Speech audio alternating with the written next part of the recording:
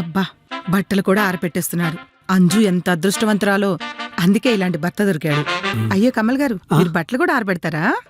అంజు బట్టలు తడిపిందండి, నేను ఎండబెడుతున్నాను. సమానత్వం. అయ్యో అది సమానత్వం కాదండి, సాయం. సమానత్వమే. అయ్యో కమల్ గారు, అవి ఆరబెట్టకూడదండి, రంగు పోతాయి. ఇలా తిప్పి ఆరబెట్టాలి.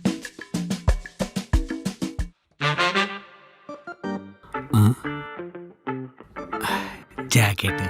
అయ్యో కమల్ గారు, అది తీసారేంటండి? మీరు నా షర్ట్ ఎండేశారు కదండి, నేను మీ జాకెట్ ఎండేస్తా. సమానత్వం. అయ్యో పర్వాలేదండి, నేను ఆరబెట్టుకుంటాను. సమానత్వం పోద్ది. మీరు నా షర్ట్ ఎండేశారు కాబట్టి నేను మీ జాకెట్ ఎండేసేయాలి. అప్పుడే సమానత్వం సమానంగా ఉంటది. సమానత్వం సమానత్వం అంటే ఏంటో అనుకున్నా. ఇదా ఇన్నాళ్ళు మీ ఆవిడికి సహాయం చేస్తున్నాం అనుకున్నా. సమానత్వం పేరుతో సైకోయిజం చూపిస్తున్నావు కదరా.